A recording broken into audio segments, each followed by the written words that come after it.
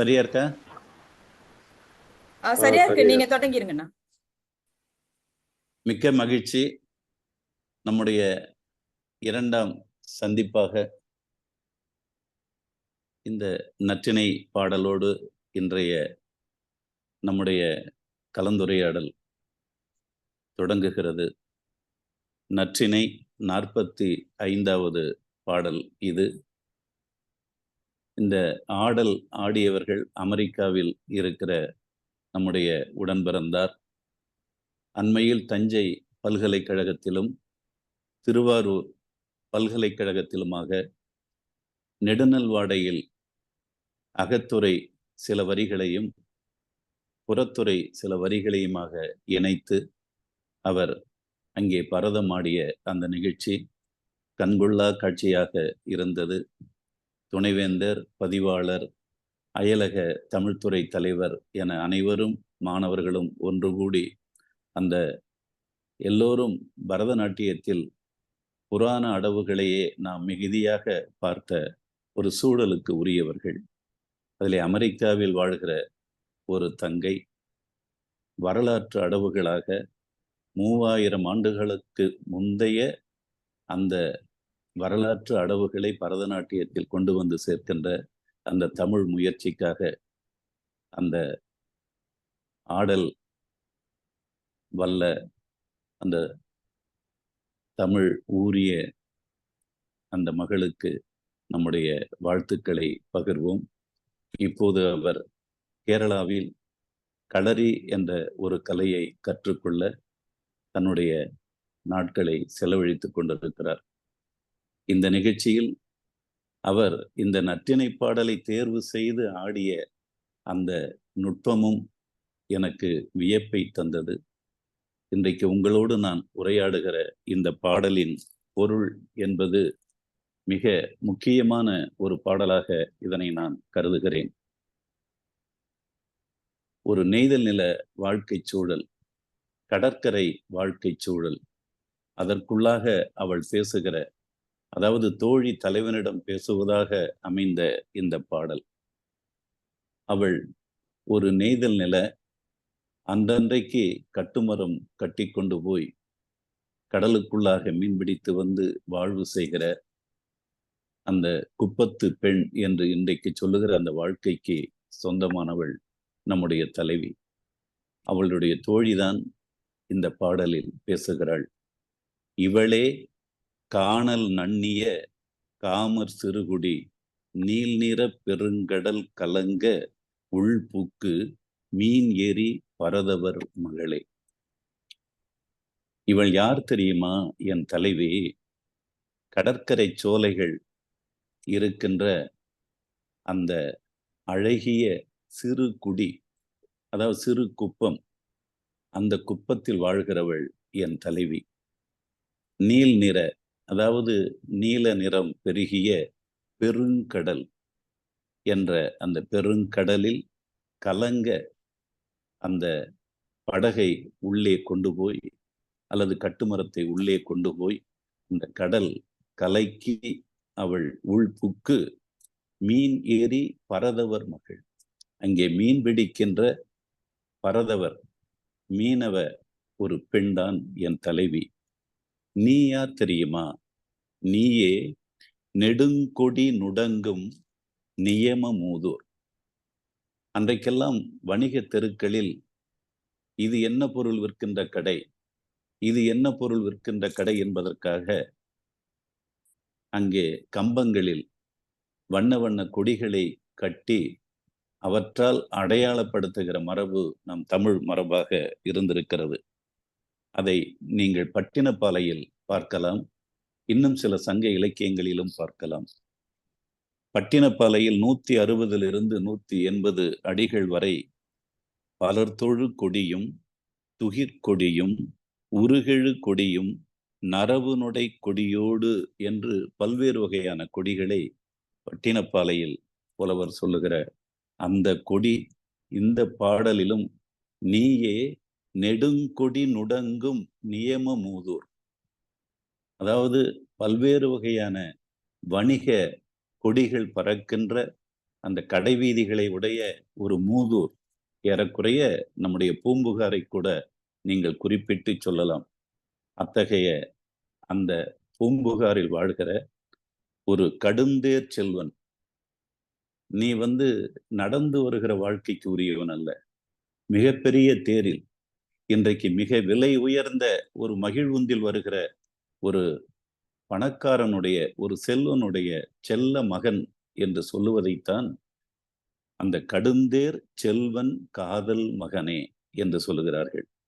விரைவாக ஓடுகிற தேரை கொண்டு வந்து நிறுத்தி அதிலிருந்து இறங்கி வருகிற ஒரு செல்வ செழிப்பான அந்த செல்வ குடும்பத்தின் செல்ல மகனே என்று சொல்லுகிறான். இங்கே 2 வர்க்கத்தை 3000 ஆண்டுகளுக்கு முன்னதாகவே நாங்கள் ஒரு சிறிய குடிசையில் வாழ்கிற ஒரு மீனவ பெண் என் தலைவி, நீ நெடுங்கொடி நுடங்கும் நியம மூதூர். அதாவது பூம்புகாரிலே கூட எழுநிலை மாடம். கண்ணகி கோவலன் வாழ்க்கையில் கூட அவர்கள் எழுநிலை மாடத்தில் வாழ்ந்த வாழ்க்கையை சிலப்பதிகாரமும் சொல்லுகிறது. அத்தகைய மாட மாளிகையில் வாழ்கின்ற அந்த செல்வ காதல் மகன் இப்பொழுது அவள் சொல்லுகிறாள், நினைச்சுறா அறுத்த உணக்கல் வேண்டி. நான் ஏன் இங்க நிக்கிறேன் தெரியுமா? என் தலைவி இப்பதான் அங்க பக்கத்துல போயிருக்கா. இங்க நாங்க எதுக்கு இங்க நிக்கிறோம் அப்படின்னா, சுறா என்கின்ற அந்த பெரிய மீனை பிடித்து எங்கள் பெற்றோர்கள் தர, அதை அறுத்து கருவாடு போடுவதற்காக நாங்கள் இங்கே இந்த கடலோரத்து வெயிலில் நாங்கள் அந்த சுறா மீன்களுடைய அந்த கருவாட்டு துண்டுகளை காய வைத்து கொண்டு இனப்புல் ஓப்பும்.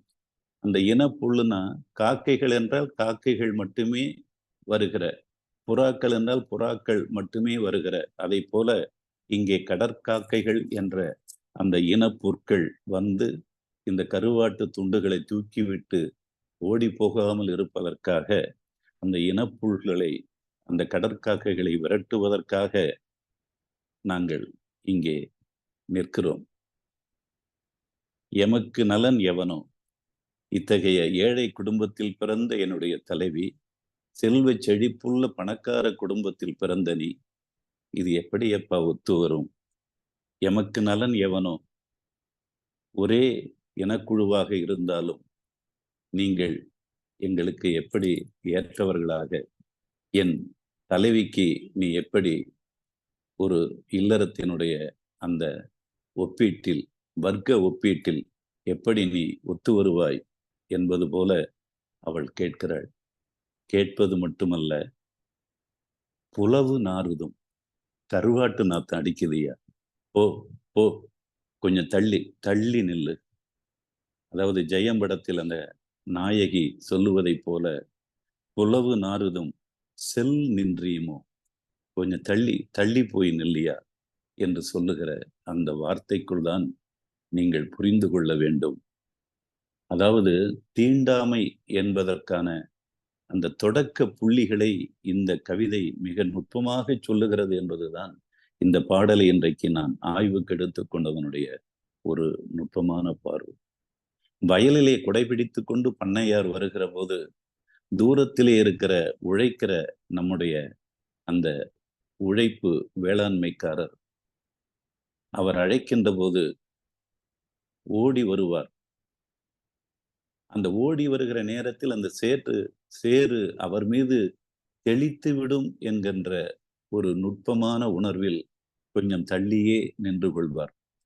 இல்லப்பா, நீ கொஞ்சம் கிட்டத்தவா, எனக்கு காதுல உள்ள என்று சொன்னாலும் கூட, இல்லையா, நீங்க வெள்ளையும் சொல்லையுமா போட்டிருக்கிறீங்க, அதுல ஏதாவது சேறுபட்டுருச்சுன்னா என்று அந்த உழைக்கும் வர்க்கத்தின் நம் அடிநிலை ஒரு வேளாண்மை உழைப்பாளி எப்படி அந்த பண்ணையாருக்கு முன் சற்று தள்ளி நிற்கிறாரோ, அந்த தள்ளி நிற்பதில் அவருக்குரிய அந்த பெருந்தன்மை, அவருக்குரிய அந்த பண்பாட்டு செழுமை, அதுதான் அவரை தள்ளி நிற்க வைத்தது. இவர் உயர்ந்தவர், அவர் தாழ்ந்தவர் என்று அல்ல. அவர் சேரோடு வாழ்கிறவர். இவர் அங்கே சட்டை, கொடை போன்ற உயர்ந்த அந்த தன்மையில் இருக்கிற போது அதை கெடுத்து விடக்கூடாது, அதில் சேறு பட்டுவிடக்கூடாது என்று நினைக்கிற ஒரு நல்ல எண்ணத்தை உள்குடித்த அதிகார மையம் அதையே தீண்டாமையாக மாற்றியது என்று வயல்வெளி வாழ்க்கையில் நாம் உணர்ந்த வரலாறு. நான் கூட எழுதினேன். மரத்தடியில் குழந்தை அழுகிறது, வரப்பில் பண்ணையார், பயிரில் சிந்துகிறது பால் என்று எழுதினேன். அத்தகைய ஒரு வலி, இந்த வர்க்கத்தின் வலி இந்த பாடலுக்குள்ளாகவும் புலவு நாறுதும். இங்கே கருவாட்டு நாத்து அடிக்குதியா, நீ போ போ, நீ கொஞ்சம் தள்ளி நில்லு என்று இந்த மீன் பெண்ணும் சொல்லுகிற இந்த சொல்லுக்குள்ளும் அந்த தீண்டாமையினுடைய தொடக்க புள்ளியை நாம் ஆய்வுக்கு எடுத்துக்கொள்ள வேண்டும் என்று அந்த உளவியல் சார்ந்த அந்த வர்க்க அடுக்குகளில் இது எப்படி நுழைந்து இது நம்முடைய வாழ்க்கையை அடிச்சாட்டியும் செய்தது என்பதற்கான வரிதான் புலவு நாறுதும் செல் நின்றீமோ என்கிற வரி. அடுத்து பெருநீர் விளையுள் எம் சிறுநல் வாழ்க்கை. அதாவது இந்த பெரிய கடல் நீருக்குள்ளாகத்தான் எங்கள் வாழ்க்கைக்கான அந்த வளம் விளைகிறது, மீன் வளம்தான்.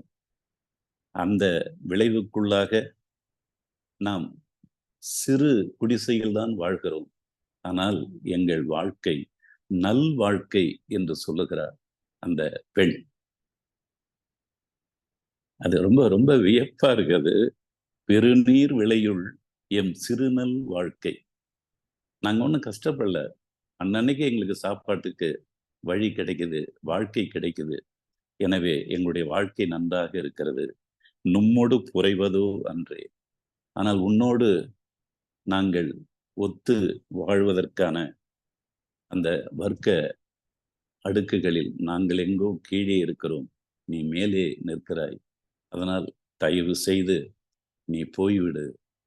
நீ உன்னுடைய வாழ்க்கையில் உன்னுடைய உயரத்திற்கான பெண்ணை தேடிக்கொண்டு நீ உன் வாழ்க்கையை நடத்திக்கொள். எம்மனோரில் எங்களுக்குள்ள இந்த ஏழை குப்பத்திற்குள்ளாக செம்மலும் உடைத்து எங்களுக்கு ஏற்ற ஒரு ஆண் கிடைக்காமலா போவான்? எனவே பணக்கார பையனே, நீ என் தலைவியை விட்டுவிடு, போ, நீ போய்விடு, உன் வர்க்கத்தோடு இணைந்து விடு என்று சொல்வதாகத்தான் இந்த பாடலில் பொருள் இருப்பதாக நாம் பொதுவாக உணர்ந்து கொள்ளலாம். ஆனால் அப்படி அல்ல. நான் எழுநிலை மாடத்தில் வாழ்ந்தாலும் கூட இந்த கருவாட்டு நாற்றம் எனக்கு நறுமண நாற்றம்தான். ஏனென்றால் காதல்தான் என்னை இங்கே தேரில் அழைத்து வந்திருக்கிறது. அந்த பொருள், அந்த எழுநிலை மாடம், நாவாய்களில் போய் வணிகம் செய்கிற என்னுடைய பெற்றோர்கள், அவர்கள் எனக்கு பெரிதில்லை. இந்த குப்பத்தில் இந்த சுறா கருவாட்டை காய வைத்துக் கொண்டிருக்கின்ற இந்த கருவாட்டு நாற்றத்திற்குள்ளாக வாழ்கிறாளே, அந்த தலைவிதான் என் வாழ்க்கைக்கு உரியவள். அவளை அடையாமல் நான் செல்ல மாட்டேன் என்று சொல்லுகிற ஒரு காதல் உறுதி பெற்ற தலைவனுடைய அந்த உள் அழகுதான் இந்த பாடலில் உச்சமாக நிற்கிறது என்பதைத்தான் இன்றைக்கு உங்களுக்கு நான் சொல்லுகிறேன். இந்த பாடலை இன்னொரு முறை படிக்கிறேன், உங்களுக்கு அழகாக பொருள் விளங்கும். இவளே காணல் நன்னிய காமச் சிறுகுடி. காணல் என்றால் கடற்கரை சோலை. அதற்கு அழகிய அந்த சிறு குப்ப வீடுகளில் நீல் நிற பெருங்கடல் கலங்க உள்புக்கு. அந்த நீல நிறம் பெருகிய அந்த பெரிய கடல் கலைக்கு அதற்குள்ளாக சென்று கட்டுமரங்களில் மீன் பிடித்து வருகிற மீன் ஏறி பரதவர் மகளே, நீயோ நெடுங்குடி நுடங்கும் நியம மூதூர் கடுந்தேர் செல்வன் காதல் மகனே, நினைச்சுரா அறுத்த உணக்கல் வேண்டி இனப்புள் ஓப்பும் எமக்கு நலன் எவனோ, புலவு நாறுதும் செல் செல் நின்றீரோ நின்றீமோ, புலவு நாறுதும் செல் நின்றீமோ, பெருநீர் விளையுள் எம் சிறு நல் வாழ்க்கை நும்மொடு குறைவதோ அன்றே, எம்மனோரில் செம்மலும் உடைத்தே என்று சொல்கிறது இந்த நற்றிணை. இனி நாம் கலந்துரையாடலில் இந்த பாடல் பற்றியும் இந்த பாடல் சொல்லுகிற கருத்துகளின் மீதான நம்முடைய சிந்தனைகளையும் நாம் உரையாடலால் செய்து மகிழ்வோம்.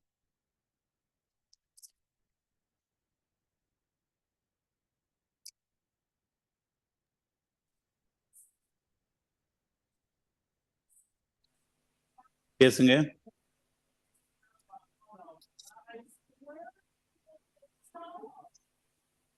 பேசலாம். அந்த பாட்டை பத்தி யாருக்கும் கருத்துக்கள் இருந்துச்சுனாக்க பேசலாம். எல்லாரும் வேணா பேசலாம். எல்லாரும் அட்மிட் பண்ணிட்டு பேசலாம்.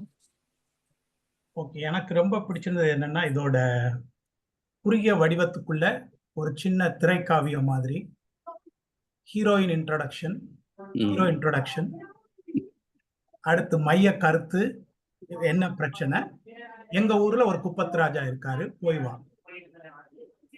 மிகவும் தெளிவா அருமையா, மகிழ்ச்சி. அதான் என்னோட புரிதல். ரொம்ப நல்ல சொற்கள் எல்லாம் கொஞ்சம் கத்துக்கிட்டேன். நன்றி ஐயா. உங்க பேரு பேசணும்? என்னோட பேர் மூசை பிரகாஷ். சரியா, ரொம்ப நன்றி. நன்றி நன்றி ஐயா. வணக்கம் ஐயா. சொல்லுங்க, பேர் சொல்லு. இசக்கி செல்வி ஐயா. சொல்லுமா. ஐயா, எனக்கு இந்த பாடல் படிக்கிறப்போ அந்த மகாபாரதத்துல வர சாந்தனு சத்தியவதியோட இது எனக்கு ஞாபகம் வந்தது. மகாராஜா வந்து அவங்க சத்தியவதி மீன் குளத்துல பிறந்தவங்க இல்லையா? நடுவுல நல்ல வேளை இப்படி ஒரு தோழி வரல. நல்லா இருக்கு, நல்லா இருக்கு. இதே காட்சி அமைப்பு தான் இல்லையா முதல்ல வர்றது? அழகா இருக்கு. இல்ல, ஒரு 3000 ஆண்டுகளுக்கு முன்னாடி எவ்வளவு அழகா ஒரு காதலுடைய உயர்வு தான் இது சொல்லுது. வர்க்கத்தினுடைய அடுக்குகளுடைய வேறுபாடு இல்லை. ஏன்னா அவங்க சிறு நல் குடிங்கிற நல் வாழ்க்கை வாழறங்கிறாங்க. அவங்க குடிசையில வாழ்ந்தா கூட அவங்க குறைச்சலா வாழல அப்படிங்கறதையும் நீங்க உணர்ந்துக்கணும். நிச்சயமா செம்மையான வாழ்க்கைங்கிறது செம்மையான வாழ்க்கை. அது வந்து பெருமையா சொல்றாங்க. அது பெருமையா சொல்றாங்க. அதான் அங்க வந்து இந்த ஐயோ அவன் அப்படி வாழ்ந்துறானே, நம்ம இப்படி வாழுறோமே அப்படிங்கிற அந்த எந்தவித அந்த புலப்பாடே அந்த இதுல இல்ல. ஆனா அந்த இடத்துல அந்த இது அழகா இருக்கு. நீ கொஞ்சம் தூரமா போய் நில்லு, இந்த கருவாட்டு நாத்தத்துக்கு நீ ஏன் வர அப்படின்னு கேட்கிற அந்த அந்த குரல்ல வந்து அந்த வர்க்க அந்த இது இருக்கு. ஆனா அதுல அவனுடைய நீ எனக்கு அது பிரச்சனை இல்லைன்னு சொல்ற தலைவனுடைய அந்த குரல் வந்து கேட்காத குரலை நம்மள்ட்ட கேட்டுட்டு இருக்கு. தலைவன் என்ன முடிவு எடுத்தாங்கிறது அது நம்மளோட இது இல்ல அது அது இந்த முடிவுதான். என் உயிரே போனாலும் நான் அவளை அடைவேன் அப்படிங்கிற அந்த குரல் தான் இருக்கு. அவளை அடைவேன்னு சொன்னாலும் அவளை விடமாட்டேன்னு சொன்னாங்க. விடமாட்டேன்னு சொல்றதுதான் நீங்க எடுத்துக்கணும். தமிழ் காதல் மரபுப்படி நான் அவளை விடமாட்டேன்னு சொல்ற அந்த தலைவனுடைய குரல் தான் இதுல கேக்குது. அதான் வேணும். அடைவேன்றதோட விடமாட்டேன்னு சொல்றதுதான் சரியா இதுல. இல்ல, ஆனா அந்த குரல் இதுல பதிவு செய்யப்படல இந்த பாடல்ல இல்லையா? இருக்கு. நீங்க அது வந்து மறைபொருளா இருக்கு. இல்லன்னா எப்படி அகப்பாடல் இந்த பாட்டு வரும்? நிறைய ஆணுடைய குரல் வந்து மறைபொருளா தான் இருக்கும். பெண்ணோட குரல் தான் வெளிப்படையா இருக்கும். இதுல இன்னொன்னு சந்தில சிந்து பாடுறீங்க ஏன் அப்படி? நம்ம ஏன் தலைவனுடைய கூற்று சொல்லப்படவில்லைங்கிறப்போ ஒருவேளை தோழியினுடைய கூற்றை கேட்டு அவன் மனசு மாதிரி போயிருக்கலாம்னு கூட நம்ம நினைக்கலாம் இல்லையா? இல்ல அப்படி அடுத்த பாடல்கள் பார்க்கும்போது ஒருவேளை இல்ல அப்படி நீங்க அந்த நினைக்கிறது வந்து ஒரு நம்ம அது இலக்கியத்துக்கே அழகா இருக்கு. இல்ல, வணக்கம் ஐயா. என் பேர் கங்கா. அவங்களுக்கு அந்த சந்தேகம் ஏன் வந்திருக்கு அப்படின்னு நான் நினைக்கிறேன்னா, கடைசி 2 வரிகள் சொல்றாங்க இல்லையா, எம்மனோரில் செம்மலம் உடைத்தே அப்படின்னு சொல்றாங்க இல்லையா? அது அவ சொல்லுவ, நான் என்கிட்ட ஆளு இருக்கு, நான் பாத்துக்கிறேன் அப்படின்னு சொல்றது இருக்கு. ஆனா அது அல்ல இந்த பாட்டுல. அவன் இல்ல, அதனாலதான் அவங்களுக்கு அந்த சந்தேகம் வந்திருக்குமோ நினைக்கிறேன் இசக்கி செல்வி. இல்ல அந்த அவங்க கருதுறதுக்கு வாய்ப்பு இருக்கு இல்லையா? அதாவது தலைவனுடைய கூற்று சொல்லப்படலைங்கிறப்போ நமக்கு சிந்தனை. அதான் நம்ம மனநிலையினுடைய அழகுகள்ல தான் நம்ம இலக்கியத்தை நம்ம பார்க்கணும். அதான் கரெக்ட். அடுத்து இன்னொன்னு சொல்றேன். நீங்க வந்து பரதவர் அப்படின்னு சொல்ற மீனவ வாழ்க்கை இருக்கு இல்லைங்களா? கேக்குறீங்களா? அதுல வந்து அன்னன்னைக்கு கட்டுமரம் எடுத்துக்கிட்டு போய் மீன் பிடிச்சிட்டு வந்து அன்னன்னைக்கு கிடைக்கிற வாழ்க்கை வந்து அழகா வாழ்ந்துட்டு இருக்கிறவங்க வாழ்க்கை வந்து குப்பத்து வாழ்க்கை. அதே நாவாய்கள்ல போய் பல நாடுகள்ல வணிகம் செய்து விட்டு வந்து அதுல பொருளீட்டியவர்களும் மீனவர்கள் தான். அதை நீங்க இதுல புரிஞ்சுக்கணும். அதுக்காக தான் பூம்புகார்ல பல கொடிகள் கட்டிய வணிக தெருக்களில் வாழ்ந்தவர்களும் மீனவர்கள் தான். பூம்புகார்ல அதை தான் நீங்க உணரணும். சிலப்பதிகாரத்திலையும் கண்ணகி கோவலன் அந்த வரலாற்றிலையும் பரதவர்ங்கிற சொல்லாடல் தான் அந்த வாழ்க்கைக்குள்ளதான் வராங்க. இன்னைக்கு நீங்க குப்பம் சிறுகுடி அப்படின்னு சொல்றது ஒண்ணு, அந்த எழுநிலை மாடம் அப்படின்னு சொல்றதும் பூம்புகார்ல இருக்கு. ரெண்டுமே ஒரே இனக்குழுவினுடைய அந்த வர்க்க நிலையில் உருவான அந்த வாழ்க்கை நிலை. அதை புரிஞ்சுக்கணும். அந்த எழுநிலை மாடங்கள் கட்டி வாழ்ந்தவர்களை நகரத்தார் என்று சொல்வார்கள். நகர் என்றால் சங்க இலக்கியத்தில் கல்வீட்டுக்காரர்கள் என்று பொருள். சிட்டி, டவுன் அந்த பொருள் கிடையாது சங்க இலக்கியத்துல. நகர் என்றால் கல்வீட்டுக்காரங்க. அதனால அதுல வாழ்ந்தவங்க ஏன் எழுநிலை மாடம் கட்டினாங்க, எதுக்காக என்றால் அது கடல் அச்சம். ஆழிப்பேரலை அடிக்கடி வந்து தங்கள் குடிசைகளை அடித்து கொண்டு போன பிறகு மறுபடியும் கட்டி கொண்டு வாழ்கிற அந்த குப்பத்து வாழ்க்கை தான் நம்முடைய பழங்கால வாழ்க்கை. ஆனால் அதை எதிர்த்து ஒரு செயற்கை மலைகளாக உருவாக்க வேண்டும் என்ற அந்த கடலையே வென்றுவிடலாம், 7வது மாடியில் போய் தப்பித்துக் கொள்ளலாம், 6வது மாடியில் ஏறி தப்பித்துக் கொள்ளலாம் என்பதற்காக அந்த ஆழிப்பேரலை அச்சத்தில் அந்த கடலை வெல்வதற்காக கட்டப்பட்டதுதான் எழுநிலை மாடம். அந்த எழுநிலை மாடங்களையும் கடல் அடித்து நொறுக்கி அங்கே தங்கள் வாழ்க்கையை சிதைத்த போது இனி நாம் இங்கே வாழ வேண்டாம் என்று முடிவெடுத்து கடலே அல்லது காவிரி போன்ற பெரிய ஆறுகள் இல்லாத ஒரு நன்னீர் உள்ள இடங்களாக பார்த்து போய் அந்த நகர் என்ற எழுநிலை மாடத்தில் வாழ்ந்தவர்கள் உருவாக்கி கொண்ட ஒரு குடிதான் காரைக்குடி. அவர்களை நகரத்தார் என்று சொல்வது அந்த பூம்புகார் கொடுத்த வாழ்க்கையின் கல்வீட்டு வாழ்க்கைதான். அது மட்டுமல்ல, இன்றைக்கும் கடலூர் துறைமுகத்தில் சோனங்குப்பத்திலிருந்து, சிங்காரத்தோப்பிலிருந்து, கோரியிலிருந்து நீங்கள் சீர்காழி தாண்டி பூம்புகார் வரை போனால் அந்த இன்றைக்கு மீனவர்களுடைய அந்த இனக்குழு வாழ்க்கையினுடைய அடையாளமாக அவர்களுக்குள்ளாக செட்டியார் என்ற சொல்லாடல் இருக்கிறது. அந்த இனக்குழுக்கு செட்டியார் என்றுதான் இன்றைக்கும் மணவிழா அழைப்பிதழ்களில் போடுகிற பழக்கம் இருக்கிறது. நான் அறிவழகன் என்ற என்னுடைய நெய்தல் நில நண்பனுடைய ஊரில் 15 ஆண்டுகளுக்கு மேல் வாழ்ந்தவன். எனவே அவர்களுடைய மணவிழா அழைப்பிதழ்களிலும் அந்த செட்டியார் என்ற வாழ்க்கையை போடுகிற மரபு இன்றைக்கு இருக்கிறது. எனவே இந்த சமூக வாழ்க்கையில் அந்த நாவாய்கள் கட்டி கொண்டு போய் உலக நாடுகள் எங்கும் வணிகம் செய்து தமிழ் வாழ்க்கையில் செழித்த அந்த வாழ்க்கை மரபையும் நீங்கள் உணர வேண்டும். கோ என்றால் மன்னன், இளங்கோ என்றால் அந்த மன்னனுடைய வாழ்க்கைக்கு அடுத்த வாழ்க்கை வாழ்ந்த அந்த வணிகர்களைத்தான் அந்த இளங்கோ என்ற சொல் சங்க இலக்கியத்தில் சொல்கிறது. இதையெல்லாம் நீங்கள் இந்த உயர்ந்த அந்த தலைவனை வைத்துக்கொண்டு நாம் சிந்திக்க வேண்டிய மானுடவியல் செய்திகளாக நீங்கள் உணர வேண்டும். பின்னால ஒலி வருது பாருங்க, அது வேற யாருடைய இதுலயும் இருக்கு. ஐயா வணக்கம். ஐயா வணக்கம். சொல்லுங்க. பேர் சங்கீதா. இந்த பரதவர் வாழ்க்கை பத்தி சொன்னீங்க இல்லையா, குப்பத்து வாழ்க்கைகள், அவங்களோட வாழ்க்கைய பத்தி தெரிஞ்சுக்கிறதுக்கான சங்க இலக்கிய பாடல்கள்னா ஏதாவது சில குறிப்பிட்ட நம்பர்கள் நிறைய இருக்குமா? நெய்தல் பாடல்னு எடுத்தீங்கன்னாலே அவங்க வாழ்க்கை தானே. இல்ல அது எதுல பாக்கலாங்களா? நற்றினையில பாக்கலாம்? எல்லாத்துலயும் இருக்குமா? இப்ப 8 தொகையிலும் இருக்கு, 10 பாட்டுலயும் இருக்கு. ஏராளமான நெய்தல் பாடல்கள் இருக்கு. அந்த நெய்தல் நில வாழ்க்கையை பற்றி மட்டுமே நான் கடைசியா ஒரு நாள் பேசுறேன். அதாவது அந்த பூம்புகாரை பற்றி சொல்றாங்க பட்டினப்பாளையில. மொழி பல பெருகிய பழிதீர் தேயத்து புலம்பெயர் மாக்கள் கலந்து இனிது உரையும் முட்டாச்சிறப்பின் பட்டினம் அப்படின்னு சொல்லிருக்கு.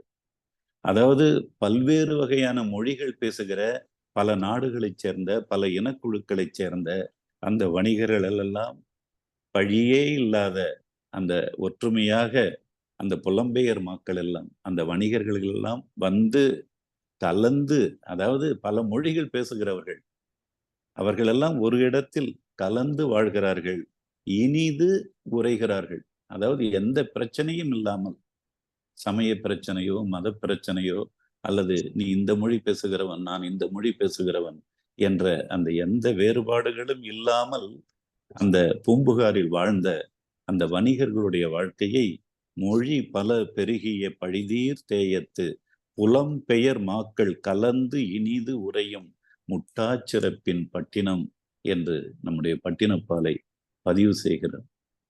யாதும் ஊரே யாவரும் கேளீர் என்ற அந்த பண்பாட்டின் ஒரு உயரிய செழுமை காட்சியாக இந்த காட்சியை நான் பார்க்கிறேன். ஏனென்றால் யாவரும் என்றால் எல்லா உயிர்களும் இணைந்து வாழ்கிற அந்த இது. அந்த பூம்புகார்ல கூட அந்த பெண்களை பற்றி சொல்கிறார்கள். துணை புணர்ந்த மட மங்கையர் பட்டு நீக்கி துகில் உடுத்தும். என்ன செல்வத்தில் வாழ்ந்திருக்காங்க பாருங்க. ஒரு நாடகம் பார்க்கவோ அல்லது ஒரு திருவிழாவுக்கு போய்விட்டு வந்தால் இன்றைக்கு நாம் என்ன செய்கிறோமோ அதை 3000 ஆண்டுகளுக்கு முன்னால் நம்முடைய அந்த பூம்புகார் பெண்கள் பட்டை நீக்கிவிட்டு கைத்தறி ஆடையை அணிந்து மகிழ்கிற ஒரு வாழ்க்கையை காட்டுகிறார்கள்.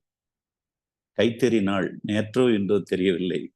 அதற்கும் இதை நீங்கள் கைத்தறிகளுக்கும் நீங்கள் வாழ்த்து சொல்லுகிற ஒரு வாய்ப்பாக இதனை எடுத்துக்கொள்ளலாம். அதே போல இந்த எழுநிலை மாடம் என்று சொன்னேன் அல்லவா, அந்த எழுநிலை மாடத்தில் அந்த உயர்ந்த பெண்கள், அந்த பெண்கள் நேரத்தை அறிவதற்காக அரும்பாத மலர்களை ஒரு தட்டுகளில் வைத்து அதை அந்த இருண்ட, அதாவது அடமழை காலத்தினுடைய இருட்டில் 4வது மாடியில் வைத்துவிட்டு பெண்கள் அங்கே உரையாடி கொண்டிருப்பார்கள்.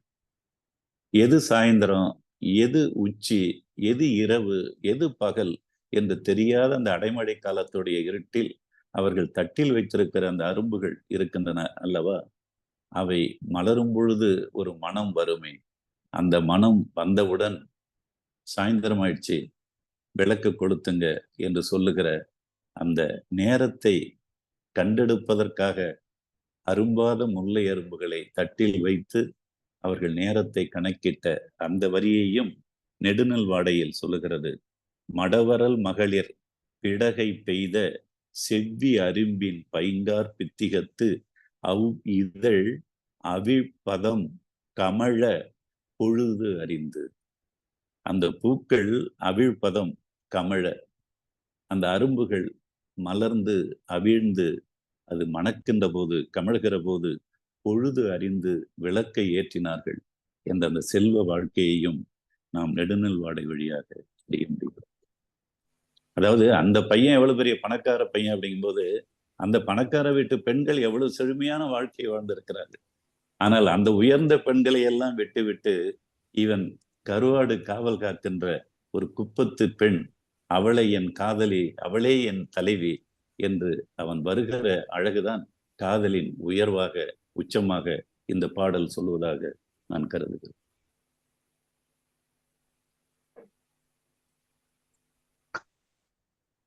ரைட்டுதான், சரிதான். நட்போ காதலோ மனசைதான் பார்க்கும், பொருளை பார்க்காதுல்ல. அதுவும் அந்த அந்த நெய்தல் நில வாழ்க்கையில ஒரு சின்ன பையன், அந்த நெய்தல் நிலத்தினுடைய ஒரு பையன், அவனை பற்றி ஒரு பாடல் சொல்லுகிறது. அதாவது நற்றினையிலேயே 58வது பாடல். பெருமுது செல்வர், பெரிய பெரிய பணக்காரங்க, பெருமுது செல்வர், வழியா அவங்க பெரிய பணக்காரங்க, அவங்க குடும்பத்துல பிறந்த பொன்னுடை புதல்வன், அவன் உடம்பு முழுக்க தங்கமா அணி வச்சிருக்கிற ஒரு நெய்தல் நில பையன், சிறு தோள் கோத்த செவ்வரி பறையின் கண்ணத்து எழுதிய குறியை போல கோல் கொண்டு அழைப்ப. இதுக்குள்ள கூட ஒரு வரலாற்று செய்தி இருக்கு. ஒரு நெய்தல் நில பையன் தன்னுடைய தோளில் மாட்டிக்கொண்டு அவன் உடம்பு முழுக்க பொன் அப்படியே நகைகளாக இருக்க அவன் பறையை எடுத்து அடித்து கொண்டிருக்கிறான் என்று சொல்கிறார்கள். இன்றைக்கு தமிழ்நாட்டில் ஒரு இனக்குழுவை மட்டுமே அந்த பெயர் சொல்லி அவர்களை தாழ்த்தப்பட்டவர்கள் என்றும், ரொம்ப அந்த வரலாற்று வலியை நீங்கள் இங்கு உணர வேண்டும். ஒவ்வொரு நிலத்திலும் பறை இருந்திருக்கிறது. வேளாண்மை செய்கிற போது, களை எடுக்கிற போது அதற்கு பின்னால் இருந்து பறை அடித்து கொண்டுதான் அந்த களையை எடுத்திருக்கிறார்கள். எனவே நெய்தல் நில மக்களும் பறையடித்திருக்கிறார்கள், முல்லை நில மக்களும் பறையடித்திருக்கிறார்கள், குறிஞ்சிலர் மக்களும் பறையடித்திருக்கிறார்கள். எனவே பாலையிலும் பறையடித்திருக்கிறார்கள் என்று சொல்லுகிற போது தமிழர்கள் நாம் அனைவருமே ஒத்திசைவாக நாம் பறை அடிப்பது என்பது அது ஒரு இனப்பறைதானே தவிர அது ஒரு இனக்குழுவின் பறை என்று குறுக்கிய வரலாறு நம் தமிழர்களுக்குள்ளான அந்த யாதும் ஊரே யாவரும் கேளீர் என்று சொல்லிவிட்டு நம்மோடு பிறந்த நம் தொப்புள் கொடிக்கு சொந்தக்காரனான தமிழனை நாம் ஒதுக்குவதற்கு ஒரு இசைக்கருவியை பயன்படுத்தினோமே என்பதற்கு நாம் பொது மன்னிப்பு கேட்க வேண்டிய ஒரு இன அடையாளமாக நாம் இருக்கிறோம். ஆனால் அதற்குள் எனக்கு ஆறுதலாக இன்றைக்கு அமெரிக்காவிற்கு சென்று வட அமெரிக்க தமிழ்ச்சங்க அந்த மேடையில் ஒரு 100-200 பேர் சேர்ந்து அந்த இனக்குழு அடையாளங்களை கடந்து நாங்கள் தமிழ்த்தாயின் பிள்ளைகள் என்று அவர்கள் அனைவருமாக சேர்ந்து பறையடித்த காட்சியை நான் அமெரிக்காவில் பார்த்தேன். எனவே இந்த நெய்தல் நில பாடலில் பெருமுது செல்வர் பொன்னுடை புதல்வர், அவன் பொன்னெல்லாம் அணிஞ்சிருக்கிறான், ஆனாலும் அவன் தோளிலும் பறை மாட்டி அடித்தான் என்பதையும் இந்த பாடலோடு நான் உங்களுக்கு இணைத்து சொல்ல கடமைப்பட்டிருக்கிறேன். இங்கேயும் கவிமாலையில ஏப்ரல் மாத விழாவில் பறை இசை பயிற்சி பண்ணி இந்த செஞ்சாங்கண்ணா. அது ஒரு செய்தியா சொல்ல இன்பா சொல்லுவாங்க. சொல்லுங்க. மகிழ்ச்சி. இல்ல அதெல்லாம் அது மகிழ்ச்சி. இந்த பாடலுக்குள்ளாக எனக்கு அதுதான், அவன் எவ்வளவு உயர மாளிகையில் வாழ்ந்தாலும் கூட தன் காதலுக்காக அவன் எவ்வளவு இறங்கி வந்திருக்கிறான் என்பதுதான் இந்த பாடலுடைய ஒரு அடிப்படை செய்தி. பறை இசை பாடல்கள், மரபு பாடல்கள் எல்லாமே மேட்டுருவாக்கம் செய்யப்பட்டிருக்கு. ஏன்னா இப்ப எல்லாருமே பொதுப்படையா வந்துருச்சு. இது ஒரு இனத்தை மட்டும் சார்ந்தது அப்படின்ற ஒரு குறியீடு இல்லாம எல்லாருமே இப்ப பறை கத்துக்கிறது, எல்லாருமே அதை ஒரு கலை அப்படிங்கிற பார்வை இப்ப வந்துருச்சு. அது ஒரு கலை அப்படிங்கிற மாதிரி அதுக்கான பயிற்சிகள், வகுப்புகள் வச்சு இதை பொதுமைப்படுத்திட்டு இருக்கிறாங்க இப்ப எல்லா வெளிநாடுகளில் பெரும்பாலும். தெரியல. இல்ல அது நல்ல ஒரு முயற்சி. அது நல்ல மாற்றங்கள் வந்துருக்கிறாங்க. ஐயா வணக்கம், என்னுடைய பேர் நாச்சியப்பன். சரிங்க. இந்த பாடல் எந்த பா வகையை சேர்ந்ததுங்கய்யா? பாயினம் ஆசிரியப்பான்னு வச்சுக்கலாங்களா? அது ஆசிரியப்பால தான் வரும். ஆனா அப்படி அடிக்கடி அங்க எதுகை இல்ல, அங்கங்க இருக்கு, மோனை அங்கங்க இருக்கு. இல்ல அது நம்ம ஒரு பேராசிரியர் அதை பத்தி நம்ம கேட்கலாம். அதை நான் பதிவு பண்ணி உங்களுக்கு நான் ஒளிபரப்புறேன். சரிங்க. நம்ம இங்க எனக்கு அந்த இலக்கணங்களுக்குள்ள நான் போக வரல. நான் இதுக்குள்ள இருக்கிற சமூக கருத்துக்களை உங்களுக்கு சொல்லணும், அதை நீங்களும் சிந்திக்கணும், எனக்கு தெரியாததை நீங்க சொல்லணும். அந்த நோக்கம் தான் இந்த வகுப்பினுடைய நோக்கம். நான் பேராசிரியனா இதுக்குள்ள நான் அதிகமா போனேன்னா அது என்னுடைய இந்த நோக்கத்தை அது இதாயிடும். ஆனா அதுக்குரிய ஆட்கள் இருக்காங்க, அவங்களை கூப்பிட்டு நம்ம இதுக்குள்ளேயே நம்ம பேச வைப்போம். சரிங்க. ஆனா இந்த பாடல்கள் எல்லாமே யாப்பு இலக்கணத்தின் அடிப்படையில தான் எழுதப்படும். ஐயா யாப்பை மீறி ஒண்ணுமே வராது சங்க இலக்கியம். சரிங்க, நன்றிங்க. நன்றி. காலப்போக்குல அதை பிரிச்சு போடும்போது அந்த சொற்களை சேர்த்து எழுதி அதுல சில நேரங்கள்ல சேர்த்து எழுதலாமா? அவங்களுடைய மொழி வடிவமைப்பு அவ்வளவு செழுமையாகவும் அந்த இலக்கண வடிவத்துக்கு இது இல்ல அப்படின்னு சொல்றாரு இல்லையா? அதுக்காக சொல்ல இல்ல அப்படியே அவர் சொல்லல. அவர் அப்படி சொல்லல. அப்படி அது ஒரு ஐயமா தான் கேட்டார வழியா, அதுல குறைபாட அவர் சொல்லல. நீங்க அந்த இலக்கணத்துக்குள்ள போகாதீங்க. இங்க நம்ம வந்திருக்கிற எத்தனை பேருக்கு அது இலக்கணம் தெரியும்? எனக்கு தெரியாது. அவர் மரபு எழுதிட்டு இருக்காரு, அதனால நிறைய இலக்கணம். அது மரபுன்னா அது ரொம்ப நம்ம அதை பத்தி பேசுறதுக்கு பேராசிரியர்கள் இருக்காங்கம்மா. கேக்குது, இப்பதான் கேக்குது. ரொம்ப நேரமா முயற்சி பண்றேன். ஐயா வணக்கம், என்னோட பேரு ராஜு ரமேஷ். சொல்லுங்க. நீங்க இந்த சொன்ன பாடல்ல நிறைய செய்திகள் ஒரு சின்ன வடிவத்துல எத்தனை செய்திகள் பொதிஞ்சு வச்சு, அதான் என்ன ரொம்ப வியக்க வச்சிருச்சு. என்ன அப்படியே தூங்க விடல. அதாவது அவங்க எழுநிலை மாடம்ன்றது அவங்க கட்டிடக்கலையோட நுட்பத்தையும் சொல்லுது. ஆனா இந்த பாடல் அது வரல. நான் அது சொல்லாடல் வரல இதுல. அது வரல. இல்ல அந்த செல்வந்தன் அந்த பையனை பத்தி பேசும்பொழுது நம்ம சங்க இலக்கியத்துல இருந்து இதெல்லாம் எடுக்கலாம். அந்த அவங்களுடைய வாழ்க்கை. சொல்லுங்க. முக்கியமான விஷயம், உழைப்புல பெண்கள் ஈடுபட்டதையும் இது காட்டுது. அதாவது அந்த பெண் வந்து தலைவி வந்து ஆழ்கடலுக்குள்ள வந்து களம் எடுத்துட்டு போயிருக்காங்க. அவ போகல அவ போகல அவ போகல. அந்த அது அந்த பாடல் என்ன சொல்லுதுன்னா, அந்த பெருங்கடல்ல அந்த பெருங்கடலை கலைக்கு உள்புக்கு அந்த கடலுக்குள்ள போய் மீன் ஏறி பரதவர், ஆண்கள் தான் மீன் பிடிச்சாங்கன்னு அந்த குறிப்பு வருது. அந்த பரதவருடைய மகள் இவ. அதுல இந்த உணக்கல்னு வருதுங்களே, உணக்கல் அது அப்படிங்கிறது அப்ப உணக்கல்ங்கிறது வந்து காய வைக்கிறது, காய காய வைக்கிறது. வைக்கிறது. அது வந்து ஆமா. பெண்களுடைய தொழிலா வேலையா இருந்திருக்கும். இப்பவும் வந்து பெண்கள் வந்து அந்த அவங்க மீன் பிடிச்சிட்டு வந்து அவங்க கரையில கொண்டாந்து கொட்டுற வரலையும் தான் ஆண்களுடைய வேலை. அதுக்கு அடுத்து அதையெல்லாம் அள்ளி அதை கூடையில வச்சுக்கிட்டு அதை வந்து கழிமுகங்களை தாண்டி அதை சிறு சிறு நகரங்களுக்கு போய் வித்துக்கிட்டு வந்து குடும்பத்தை காப்பாத்துறது பெண்கள். கடலுக்குள்ள போய் தன் உயிரை பணயம் வைத்து போய் அந்த தொழிலை செஞ்சுட்டு வர்றது ஆண்கள். இது பெரும்பகுதி இன்றைய வரலைக்குமான இருக்கிற ஒரு சூழல். அப்ப வந்து பெண்கள் எல்லாம் யாரும் கடலுக்கு போகல, அப்பவும் போகல, இப்பவும் போகல. இப்ப அந்த சில பகுதிகளில் நீங்க அந்த புதுக்கோட்டை பக்கம் இருக்கிற கடலோரங்கள்ல வந்து பட்டி மீன்கள்னு சொல்லுவாங்க. அங்க வந்து சும்மா முழங்கால் அளவு அந்த அந்த தொடையளவு தண்ணியில நின்றுகிட்டு அங்க சிறு சிறு மீன் பிடிக்கிறவங்க பெண்களை பார்க்கலாம். மற்றபடி அந்த கட்டு மரத்துல அவங்கள அழைச்சிட்டு போய் மீன் பிடிக்கிறது இல்லை. ஆனா பிச்சாவரம் போன்ற பகுதிகளில் அந்த சில பழங்குடி மக்கள் வந்து ஆண்களும் பெண்கள் கணவனும் மனைவியுமாக போய் அவர்கள் நண்டுகள் பிடிப்பது, மீன்கள் பிடிப்பது வந்து அதுவும் தண்ணி வந்து மிகப்பெரிய ஆழம்லாம் கிடையாது, அது இருக்கு அங்க. அது இன்னும் கள ஆய்வு பண்ணோம்னா நெய்தல் நில வாழ்க்கை பற்றி இன்னும் நிறைய சொல்ல வேண்டியது. இத்தனை 1000 ஆண்டுகளையும் அவங்க வாழ்வியல் முறையில எந்த மாற்றமும் அப்படியே இருக்கு.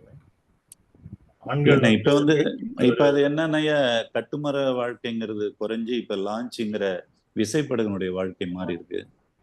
ஆனா அதுக்குள்ளேயும் அந்த வர்க்க அடுக்குகள் தேர்ந்தீங்கன்னா அந்த 20 அடுக்குகள் இருக்கும். ஆனா இப்ப அதையும் தாண்டி உலகமயமாதலுடைய அடுத்தடுத்த நாடுகள் கொண்டு வந்து கடலுக்குள்ள தங்களுடைய அதிகாரத்தை நிறுத்துற மாதிரி பெரிய கப்பலை கொண்டாந்து நிறுத்திக்கிட்டு சிறு படகுகளை விட்டு கொள்ளையடிக்கிற தன்மையும் இப்ப அது அந்த வாழ்க்கைக்குள்ள. இந்த கடல் எல்லை பிரச்சனை வேற இருக்கு. அது ரொம்ப அதிகமா எல்லைக்குள்ள வரீங்க. அது ரொம்ப சோகமா இருக்கு. அது அவங்க பாவம் 40 லட்சம் கட்டணுங்கிறாங்க. எவ்வளவு அவங்க வாழ்க்கையிலேயே 40 லட்சத்தை எப்படி பார்க்க முடியும்? அது வாலி அழகா எடுத்தாரு. ஒரு நாள் போவார், ஒரு நாள் ஒவ்வொரு நாளும் துயரும். கடல் நீர் நடுவே பயணம் போனால் குடிநீர் தருபவர் என்று. இன்னொரு செய்தி நீங்க அழகா சொன்னீங்க. இந்த வர்க்க வேறுபாடுல இருந்து தீண்டாமை தொடர்ந்துச்சுன்னு ஒரு புதுசான, எனக்கு அது புதுசா இருந்தது. அதுல அந்த உழைக்கும் மக்களுடைய நல்ல எண்ணம் இருக்குங்க இல்லையா, அந்த நல்ல எண்ணத்தை வந்து கொச்சைப்படுத்தி பார்த்த வர்க்கம் தான் இந்த அதிகார மைய வர்க்கம். அது பண்ணையார்னு சொல்லுங்க அல்லது பணக்காரன்னு சொல்லுங்க. அவங்க வந்து அவங்க மீது அவனும் மனிதன் தானேன்னு நினைக்காத அந்த கொடுமையான சிந்தனையை உருவாக்கி தானே இன்னைக்கு முதலாளித்துவம் தொழிலாளித்துவம் மாறுது. முத்துநிலவன் ஐயா வந்திருக்காரா? ஐயா வணக்கம். வீடியோ ஆன் பண்ணலாமே நீங்க? அவர் என்ன பார்த்துக்கிட்டே அமைதியா இருக்காரா?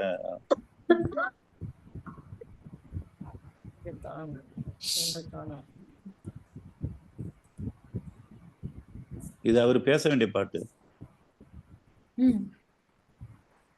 இல்ல போல போயிட்டாரா? வந்தாரு இப்ப வந்தாரு. இல்ல இருந்தாங்க. புலனத்துல வந்து அண்ணன் அறிவுமதியின் விளக்க உரை சிறப்புன்னு சொல்லி போட்டிருக்காங்க ஐயா. யார் சொன்னது? யார் ஐயா போட்டிருக்காரு? ஆமாமா அவர்தான் போட்டிருக்காரு. கிளம்பிட்டாரு. ஏன் கிளம்பினாரு? அவரை பிடிச்சு இழுத்துருவாங்க. அந்த தேரை அனுப்புங்க. இணைப்பு அறிந்து விட்டதுன்னு போட்டிருக்காங்க. உரையாடலில் கலந்து கொள்ள இயலாமல் இணைப்பு அறிந்து விட்டது. சரி சரி. இதுல இன்னொரு விஷயம் நீங்க அந்த இனம், அந்த இனம் வந்து இனத்தோட தான் சேரும் அப்படிங்கறத வந்து காக்கா விரட்டுறதுனாலும் புறா சொல்லுங்க சொல்லுங்க. இல்ல அந்த இனக்குழு வந்து அந்த ஒரு தொழில்ல தொடங்கின தொழில் அந்த அப்படின்னு சொன்னாங்க. இப்படி அதுக்குள்ள வந்து பாத்தீங்களா, இன்னைக்கு இப்ப ஒருத்தவங்களை கேட்டா நீங்க இந்த இனக்குழுல இருந்து வந்தீங்களான்னு கேட்டா அது புரியாத அளவுக்கு வரலாற்று மானுடவியல்ல வந்து ஒரு அறுபட்ட சிந்தனை மரபு இருக்குங்கிறதையும் அதுல சொல்ல வந்தேன் நான். ம். சரி சரி. அண்ணா வணக்கம். யாரு? வெற்றி செல்வன் பேசுறேன். யாருங்க? மாரிமுத்து, வெற்றி செல்வன், யாராவது ஒருத்தர் பேசுங்க. ஐயா வந்துட்டு இருக்காங்கன்னு நினைக்கிறேன். முத்துநெல்வன் இருக்காங்கன்னு நினைக்கிறேன். வெற்றி செல்வன் பேசுங்க. ஐயா வணக்கம் வணக்கம் வணக்கம்ண்ணா. சொல்லுங்க. அதாவது இப்ப நீ அந்த வர்க்க வேறுபாடு சொன்னீங்கல்ல, அதுல இப்ப கூட இப்ப ஒரு தாய் வந்து இப்ப நெல்ல இருக்கிறாங்க அப்படின்னா அவங்க சுமையா இருந்தா மகனோ மகளோ கிட்ட வந்தா வந்து தள்ளி நிக்க சொல்லுவாங்க. அந்த வகையான ஒரு பார்வையில இதை வைக்கலாமா? இல்ல இதெல்லாம் சின்ன சின்ன பார்வை. இது வந்து நம்ம ஆனா இது அந்த கூறு இதுலயும் இருக்கு. நீங்க சொல்றதுலயும் இருக்கு. நீ போய் தள்ளி நெல்லு. ஏன் அதை விட இன்னொரு இதை சொல்றேன்னு, இப்ப நான் வந்து அண்ணாமலை பல்கலைக்கழகத்துல படிச்சுட்டு வந்து நான் என்னுடைய உழவு மாட்டை வந்து எங்க அப்பாவுக்கு பதிலாக நான் தவிடு தண்ணி கலந்து நான் அதை குடிக்க வைக்க போனேன்னா, படிக்கிற பையனுக்குலாம் இந்த வேலை இதுக்கு. இது நம்ம அனுபவிச்சது தானே. நாங்க தான் வேகாத வெயில்ல வெந்து சீரழிஞ்சோம். நீங்களாவது போய் நிழல்ல நின்று நல்லா வாங்கப்பா அப்படின்னு சொல்ற தாய்மைக்குள்ளேயும் இதே சுரண்டல் தான் இருக்கு.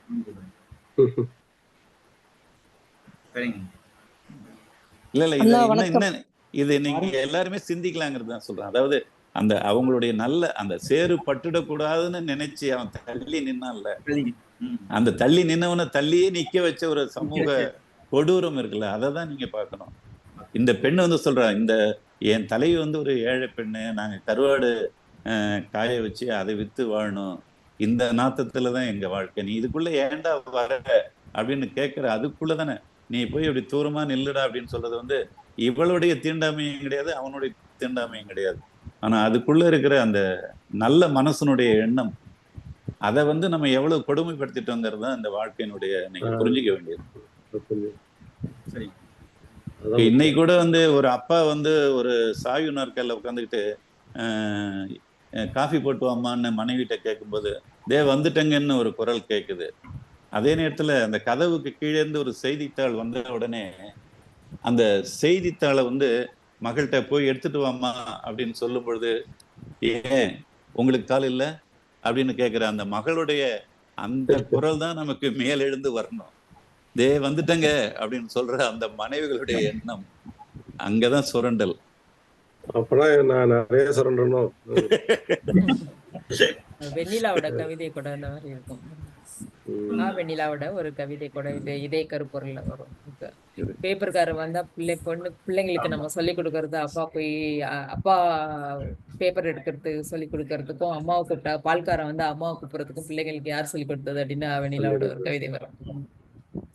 கிட்டத்தட்ட இதே பொருள் தான். இப்ப இந்த நம்ம எடுத்துக்கிட்ட ரெண்டு கவிதையுமே உங்களுக்கு இதா இருக்குது இல்லையா? போன வாரமும் நீயும் தாயை இவருக்கு அப்படிங்கிற வரியை நீங்க இதுல மறந்துடக்கூடாது. இதுல வந்து புலவு நாறுதும் செல் நின்றீமோ, புலவு நாறுதும் செல் நின்றீமோ, இங்க கருவாட்டு நாத்து அடிக்குது, நீ கொஞ்சம் தள்ளி போய் நில்டா அப்படின்னு சொன்ன அந்த சொல்லுக்குள்ள இருக்கிற அந்த இதை வந்து அதுக்குள்ள என்னென்னலாம் நிகழ்ந்திருக்குன்னு நீங்க விவாதிக்கணும். நீங்க அதுக்காக தான் இந்த பாடலை எடுத்து கொடுத்தேன்.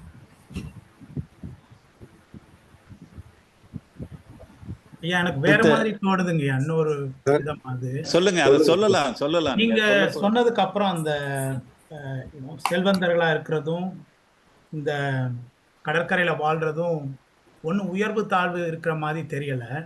அதனால எனக்கு என்ன தோணுதுன்னா, நம்ம நகரத்துல இருந்து கிராமத்துக்கு போனோம்னா அங்க உள்ள இளம் பெண்கள் கேலி பேசுவாங்க இல்லையா, இந்த மாதிரி சாதாரணமா கூட எடுத்துக்கலாமோன்னு தோணுது.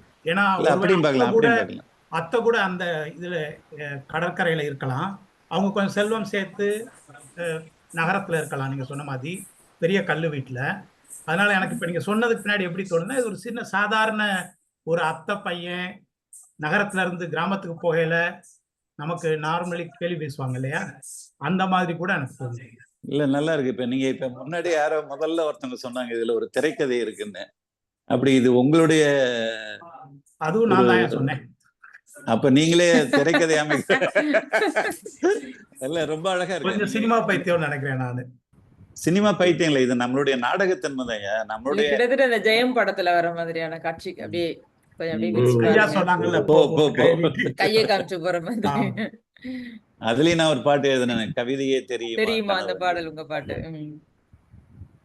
நான் இதுல இன்னொரு விஷயம் நான் சொல்றேன் என்னன்னா, இப்ப அந்த பெண் வந்து அவங்க கூட பேச விரும்பாத காரணத்தினாலேயே அந்த வாடை அடிக்கிறது, நீ தள்ளி இல்லைங்கிற மாதிரியான ஒரு இதை சொல்றதுக்கான வாய்ப்பு இருந்திருக்கு இல்லையா அந்த பாடல்?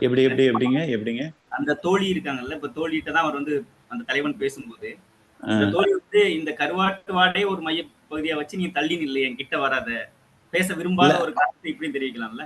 இவ தோழி தானே, தலைவி இல்லையா? இல்ல தோழியே பேச விரும்பல அப்படிங்கிற மாதிரியான ஒரு குற்றல். இல்ல அப்படி அந்த குரல் இல்லையா இதுல? அந்த குரல் இல்ல. நீங்க அது ஏன் இவ்வளவு இறக்கம் இல்லாம ஒரு பாட்டை பாருங்க.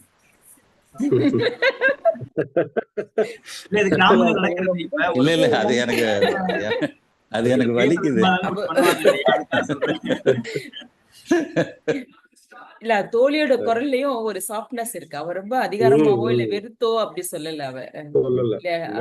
போ அந்த பக்கம் போ அப்படின்னு சொல்ற மாதிரி ஒரு சின்ன குரல்ல தான் அவ சொல்றா.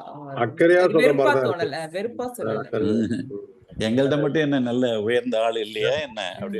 அத கூட இவரு நம்ம இப்ப நான் வந்து இவருடைய 2 பேருடைய உரை வச்சிருக்கிறேன். அதுல வந்து அவங்க கடைசியா என்ன சொல்லியிருக்காங்கன்னா, போய்விடு பெரிய கடல் தரும் பயனால் நாங்கள் எளிய நல்ல வாழ்க்கையை வாழ்கிறோம். அது உன்னுடையதை போன்று உயர்வானது இல்லை, ஆனால் எங்கள் நடுவிலும் உயர்ந்தோர் உள்ளனர் அப்படின்னு அவை துரைசாமி ஐயா எழுதியிருக்கிறாங்க.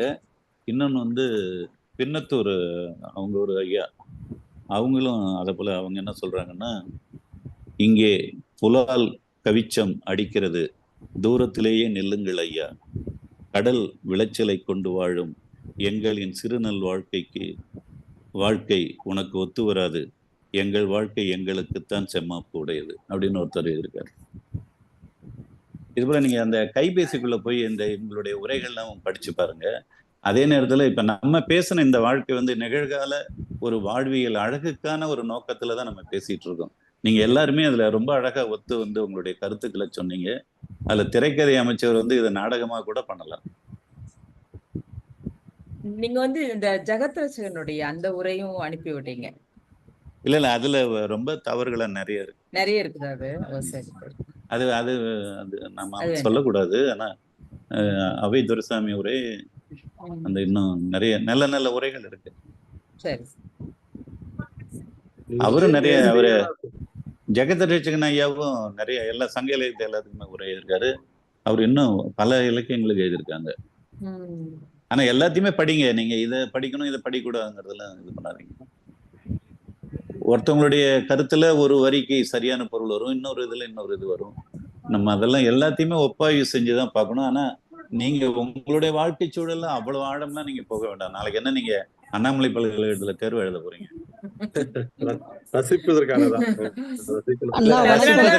தலைப்பே வந்து இலக்கிய சுவைன்னு வச்சிருந்தோம். சங்க இலக்கிய அதாவது ரொம்ப அழகான தலைப்பு. அது தலைப்பான சுவை மட்டும் நம்ம எடுத்துக்கோம் அப்படிங்கிறதுக்கு. பாலமுருகன் பேசுறாங்க. அண்ணா வணக்கம். வணக்கம், சொல்லுமா. நான் இந்த பாடலை கேட்டப்ப எனக்கு ஒரு 2 சிந்தனைகள் இருந்தது. ஒன்று வந்து அம்மா அப்பப்போ சொல்லுவாங்க, இந்த காட்டு வேலை செய்யும்போது, டேய் நீ என்ன போய் நல்லா படிச்சிங்கடா, நகத்துல மண்படாமல் சாப்பிட்டுலாம் அப்படின்னு சொல்லுவாங்க. அது நீங்க இந்த சொன்ன உடனே அந்த நினைவு வந்துச்சு. ஒண்ணு சாதாரணமா அது எவ்வளவு பெரிய தப்பான சொல்லுங்கிறது ஆமா. இப்ப நான் போய் மம்டி எடுத்து ஒரு வாழைக்கண்ணை நடுறதுக்கு நான் இப்ப போய் மம்டி எடுத்தா அந்த முதுகு வளையுதா பாரு, அவ்வளவு கொடுமையா இருக்கு. ஆனா இன்னைக்கே சில பிள்ளைங்க வந்து அமெரிக்காவில் இருக்கிற பிள்ளைங்க கூட இன்னைக்கு வந்து மம்டி எடுத்துக்கிட்டு கடப்பாறை எடுத்துக்கிட்டு விவசாயம் பார்க்குற அழகையும் நான் பார்த்துட்டு தான் இருக்கேன். என்னுடைய நண்பர் ஒருத்தர் அமெரிக்காவில் இருக்காரு. அவர் வந்து தன்னுடைய குழந்தைகளை வந்து விடுமுறைக்கு இங்க தமிழ்நாட்டுக்கு அழைச்சிட்டு வரும்போது தன்னுடைய ஊர்ல அந்த கழிவறைகள் இல்லாத தன்னுடைய வீட்டுக்குள்ள, தன்னுடைய தாத்தம் பாட்டம் வாழ்ந்த வீட்டுக்குள்ள நீங்களும் போய் வாழுங்கடா, அந்த கிணத்துல குளிச்சு பாருங்கடா அப்படின்னு 10 நாள் 15 நாள் அவங்கள வாழ வச்சு அழைச்சிட்டு போறாரு அமெரிக்காவுக்கு. அந்த பெற்றோர்களையும் நான் பாக்குறேன். இன்னொரு சிந்தனை வந்து இந்த கலை நீட்சி கால நீட்சி அப்படின்ற மாதிரி இந்த பாடல் கேட்டவுடனே எனக்கு நினைவுக்கு வந்தது, பிரபுதேவா நடித்த நினைவிருக்கும் வரை திரைப்படமும் காதலர் தினம் காதலர் தினத்துல அந்த கதைகளும் அதோட பாரதி கண்ணம்மாவோட கதை எல்லாமே கிட்டத்தட்ட இந்த பாடல்களினுடைய கருப்பொருளை வச்சு எடுக்கப்பட்ட திரைக்காவியமோன்ற ஒரு எண்ணமும் வருது ஐயா. அந்த அளவுக்கு அவங்க சங்க இலக்கியத்தை படிச்சிருப்பாங்களான்னு தெரியல. ஆனாலும் இந்த அப்படி படிச்சிருந்தா அது இல்ல இது சமகாலத்துல நம்மளும் சிந்திக்கிற சிந்தனை தான். இன்னைக்கு இதே கதை கருவில எத்தனையோ சிறுகதைகள் வந்திருக்கலாம், புதினங்கள் கூட. அது எனக்கு சொல்ல தெரியலையே தவிர இதை ஒப்பிட்டு பல இலக்கியங்கள் இருக்கலாம். ஆனா ஒரு இத்தனை வரிக்குள்ள, அது எத்தனை வரின்னு பாருங்க, அத்தனை வரிக்குள்ள இவ்வளவு பெரிய ஒரு கதையை சொல்லிட்டு. ஆமா, ரொம்ப சாறு விழிஞ்சு ரொம்ப வேக்க வச்சுட்டாங்க. அருமை அருமை அண்ணா, ரொம்ப நன்றி அண்ணா. நன்றி. நான் இதை போல காட்சிகள் உள்ள ஒரு 100 சங்க இலக்கிய அந்த வரிகளுக்கு நான் விளக்கம் எழுதுறேன். 100 ஓவியங்களோட அது வெளிவரப்போகுது. அவளோடு காத்திருக்கோம். கட்டாயம். நீங்க விகடன்ல ஒரு தொடர் எழுதுனீங்க சங்கத்தை, அதான் சொல்றேன். அதனுடைய அதுல 35 எழுதுனேன். அப்புறம் சிங்கப்பூர் ஒரு பத்திரிகையில ஒரு 9 எழுதுனேன். அதை 50 ஆக்கி அமெரிக்காவில் வெளியிட்டோம், நானும் ஓவியர் மருதண்ணனும் போயிட்டு.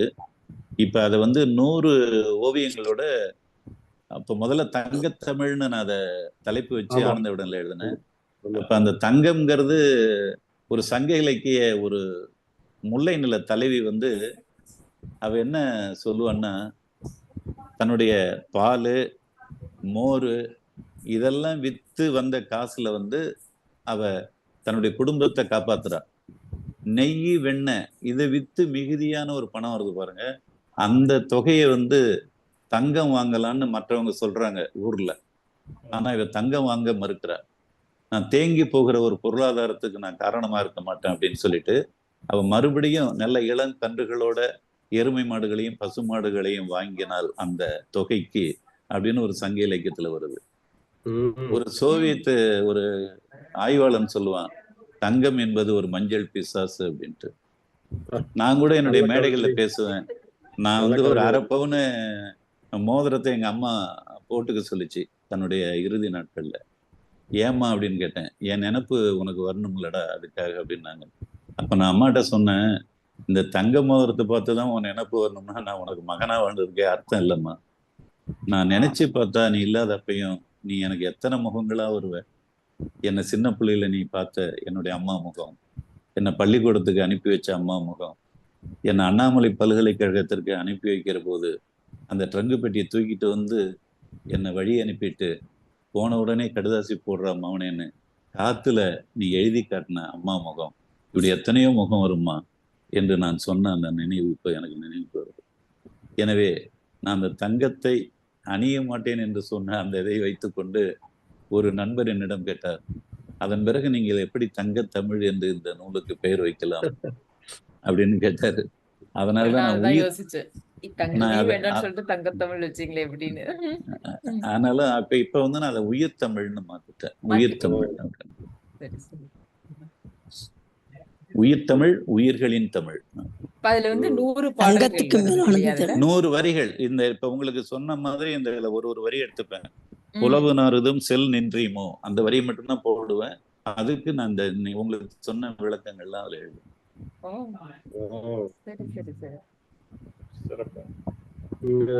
தங்கத்தமிழ் அதே நல்லா இருக்குமா?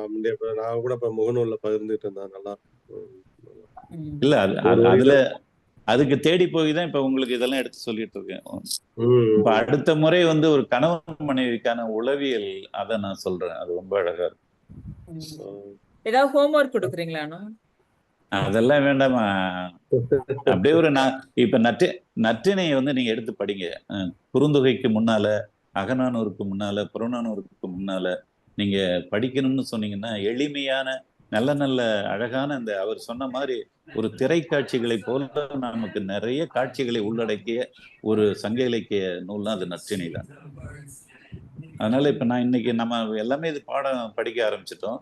அப்படியே இன்னொரு உரை, யாருடைய உரையாவது எடுத்து உங்களுக்கு எந்த புத்தகம் எந்த எண்ணிக்கையில படிக்கிறீங்களோ 400 பாட்டுல எது பிடிக்குதோ அதை எடுத்து நீங்களும் ஒரு 4 பாடல படிங்க. 2 படிங்க போதும். நான் பயணங்கள்லாம் எப்படியும் ஒரு 5 சங்க இலக்கிய கவிதைகளாக படிச்சுட்டு தான் போறேன். சங்க இலக்கியங்கள்ல காட்சிப்படுத்துதல் வந்து ரொம்ப கூர்மையா இருக்கும், ரொம்ப ரொம்ப நுட்பமா இருக்கும். ஆர்ட் டைரக்டர் வந்து இதை காட்சி பண்ணனா அவங்களுக்கு வேலையே இருக்காது, எதையுமே அவங்க தேட இல்ல ரொம்ப ரொம்ப நுட்பமான திரை காட்சிகள் எடுக்கலாம். அதுக்கெல்லாம் இப்ப நான் வந்து அவர் வெற்றிமாறன் வந்து ஒரு 30-40 மாணவர்களுக்கு வந்து திரைப்பட இயக்கமும் அந்த திரைக்கதை எழுதுறதுக்கான பயிற்சி கொடுத்துட்டு இருக்காரு. அதுல நான் போய் சங்க இலக்கியத்திலிருந்து ஒரு கேமராமேன் ஒளிப்பதிவாளருக்கான அந்த எப்படி வைக்கணுங்கிறத ஒரு புலவன் எப்படி சொல்லியிருக்கிறான், உரையாடல் எப்படி எழுதணும் அப்படிங்கிறத ஒரு புலவன் எப்படி சொல்லியிருக்கான், அதே போல அந்த எடிட்டிங்கிற பட தொகுப்பு அதுக்கு நமக்கு அதுல அந்த அவ்வளவு உத்திகள் இருக்கு. சங்க இலக்கியத்துல ஒன்றும் சாதாரண இலக்கியம்னு நினைச்சிடாதீங்க. அதை வந்து முழுமையா நம்ம இந்த இப்படி நம்ம 20 பேர் பேசுறோம், நம்ம வந்து ஒரு இலக்கியத்தின் மீதான ஈடுபாடு வச்சு நம்ம பார்க்கிறோம். ஆனா சங்க இலக்கியத்தை இன்னும் முழுமையா நம்ம தெரிஞ்சுக்கணும் அப்படின்னா ஒரு மிகச்சிறந்த மருத்துவ அறிஞர்கள் இருக்கணும், மானுடவியல் அறிஞர்கள் இருக்கணும், அதே போல விலங்கியல் அறிஞர்கள் இருக்கணும், பறவைகளை பற்றிய அந்த ஆய்வாளர்கள் இருக்கணும், தாவரவியல் ஆய்வாளர்கள் இருக்கணும். இப்படி இவங்க எல்லாரும் சேர்ந்து இணைஞ்சு ஒவ்வொரு பாட்டையா இன்னைக்கு வச்சுக்கிட்டு இதுக்குள்ள தாவர சொல்றாங்களே அது என்னென்ன தாவரம், இதுக்குள்ள வர விலங்கு இன்னைக்கு என்ன சொல்றாங்க, இப்படி இதெல்லாம் ஆய்வு செஞ்சு நம்ம ஒரு புத்தகம் போட்டோம்னா அதுதான் முழுமையான சங்க இலக்கியம் நாளைய சமூகத்துக்கு பயன்படும். நான் உங்கள்கிட்ட ஒரு கேள்வி கேட்கிறேன், உண்ணம்னு சொல்றேன், உண்ணம்னா என்ன சொல்லுங்க? உண்ணம்னா என்ன? தெரியல. உண்ணம்னா நமக்கு தெரியும். உண்ணுதல் உண்ணம்னு சொல்லும் போதே உண்ணுதல்ங்கிறது அடுத்த வார்த்தை வருது, ஆனா அது இல்லைங்கிறது நல்லா தெரியுது. இது இருசுழி என்ன இருசுழி உண்ணம் சொல்லட்டுங்களா? அம்மன பாலாயா? ஐயா உன்னதத்துக்கும் 2 சொல்லி உன்னதம் அது இல்ல, அது உன்னதம்ங்கிறது வட சொல்லாயிடும்ல. சங்க இலக்கியத்துல எனக்கு ஒரு நாள் படிக்கும் போது ஒரு மரம் யார் சொன்னது?